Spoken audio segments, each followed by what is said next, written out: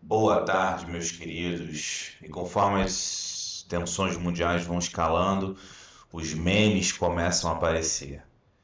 E tem alguns que acham engraçado, tem alguns que acham cômico, tem alguns que acham humor negro, mas o meme é aquela questão do uma imagem vale mais do que mil palavras, né? E funciona bastante. Então, nesse primeiro meme aqui, a gente vê que, na verdade, na primeira parte dele, a gente vê que tem uma arma mais velha, né, principalmente em comparação hoje em dia, mas uma arma mais antiga. No meio a gente tem uma arma um pouco mais nova do que a primeira, e na terceira parte do meme, no final, a gente vê que tem uma arma que é uma câmera, na verdade, com vários cifrões entrando e saindo dela. E isso está ligado totalmente a essa campanha de desinformação que existe hoje em dia. O que significa isso? Isso significa o seguinte, que na guerra, para aqueles que estudam a guerra, ou pelo menos gostam de estudar a guerra, você enganar o seu inimigo sempre foi uma atribuição comum e normal, e isso sempre foi usado na guerra. Né? Você sempre usou uma cortina de fumaça, flanqueou seu inimigo, você sempre... As guerras, né? Aqueles que guerreiam, sempre usam de artifícios para poder atrapalhar a visão do inimigo, seja para atacar, seja para se defender ou para angariar suporte. Principalmente da Segunda Guerra Mundial para frente, através de jornais, informações, foi criada essa questão da guerra, quarta e quinta gerações de guerra, né, que são formas de você guerrear através de propaganda. E hoje em dia a gente vê muito isso.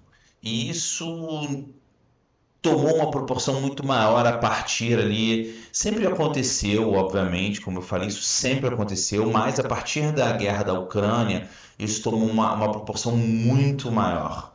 A gente vê que essa campanha de desinformação de todos os lados funciona muito bem e traz muito apoio e faz com que as pessoas engajem mais, seja por uma causa ou seja por outra, seja a favor ou contra, tá? Então, hoje em dia, esse conceito de desinformação virou uma arma, né? E o porquê que eu estou trazendo isso aqui? Porque eu acho muito interessante essa questão. O mundo está evoluindo de uma forma onde o apoio popular, que sempre foi uma coisa muito difícil por exemplo, os Estados Unidos, para entrar na Segunda Guerra Mundial, só foi conseguir mesmo apoio popular depois de muita dificuldade. Foi só quando Pearl Harbor foi atacado, ou várias outras coisas aconteceram também, mas principalmente Pearl Harbor, que os Estados Unidos começou, a população americana começou a falar, não, olha, a gente tem que se envolver nisso. Então, hoje em dia, através das mídias sociais, principalmente, por exemplo, na guerra da Ucrânia versus Rússia. Foi disseminado nas redes sociais o famoso fantasma de Kiev, que era um caça que matava, destruía todos os outros caças russos. E na verdade, depois de muito tempo, foi visto que aquilo ali. E olha que a guerra da Ucrânia tem o quê? Um ano e meio? Um pouco mais de um ano e meio, talvez. Foi visto que aquilo ali, na verdade, era. Acho que era uma. Não era inteligência artificial, mas era uma coisa feita assim em computador, né? Computação gráfica e tudo mais. Então, mas certamente foi feito para angariar suporte. Tem gente que acha que isso é ok, tem gente que acha que não, tem gente que entende que isso é guerra, então vale tudo. E ressalvadas suas devidas proporções e as opiniões de cada lado, que está ou não a favor de um lado ou não, a gente tem que entender isso e como é que isso funciona, mas principalmente como que isso é usado para poder angariar suporte e muitas vezes deturpar a percepção das pessoas. Cada um que o objetivo, na verdade, seria a gente ver isso de maneira nua e crua, né? Ou seja, de maneira imparcial. Mas acaba que durante as tensões que ocorrem é muito difícil de fazer isso. Essa questão da guerra da Israel versus Hamas, Israel versus faixa de Gaza, a gente, ainda mais numa questão como essa, que aí envolve totalmente esquerda, direita, partida, não deveria ser, né? Mas envolve essa questão partidária, né? Você tem partidos que são muito ligados à extrema esquerda que apoiam totalmente o Hamas e tem partidos que são ligados, talvez centro-direita, alguma coisa assim, que apoiam totalmente Israel, mas dificilmente a gente consegue ver e a gente entende que uma visão um pouco mais central disso, mais equilibrada, na verdade, nem questão de central, porque eu não gosto muito de esquerda e direita, francamente, acho que isso nem é muito mais válido hoje em dia, mas a gente vê muito mais uma questão de falta de realidade. Então, por exemplo, naquela questão do ataque ao hospital, onde supostamente teriam morrido 500 pessoas, um dia depois, na verdade, no ato do bombardeio, todas as mídias soltaram notícias dizendo que Israel tinha bombardeado e que tinha sido um absurdo e tudo mais. E tudo bem, ok.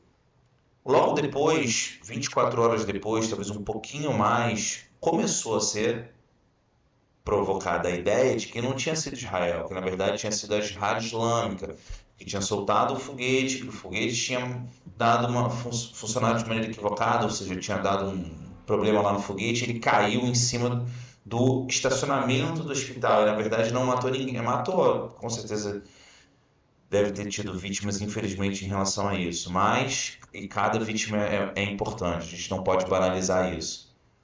Mas o ponto é, a propaganda que foi utilizada, não necessariamente para poder apoiar ou não, né, no caso da grande mídia, um lado ou não, mas para poder ser o primeiro a falar aquela notícia, mesmo a notícia sendo equivocada, ainda que depois eles tenham mudado as manchetes dessa notícia aos pouquinhos, como no caso do New York Times, a Globo e vários outros também, vários outros jornais de grande circulação, aquilo faz com que as pessoas que olharam aquilo ali fiquem com aquele ódio dentro delas e muitas vezes elas tomam alguma atitude como tomaram. Teve invasões à embaixada, acaba aquilo se tornando, ainda que falsamente, ainda que depois seja comprovado que não era verdade, aquilo ali já toma uma proporção que deixa de ser só no mundo das ideias e vai, ou seja, né, uma notícia e vai para o mundo prático, onde as pessoas começam a agir por causa daquele sentimento que aquela atitude passa. Só que sendo uma atitude falsa, a sua raiva acaba que não tem sentido. Teve um rapaz Teve uma criança que foi morta nos Estados Unidos por causa de um sentimento de raiva como esse, de um ataque que foi feito. E para ambos os lados. Então, a gente precisa sempre estar atento a essas informações e tomar cuidado para não tomar atitudes precipitadas com base em notícias que são propagadas. Por isso que eu gosto muito do Twitter. Porque o Twitter não, longe de ser a melhor ferramenta de todas, mas o jornalismo independente ele acaba se tornando uma fonte de informação muito mais verídica do que a mídia comum.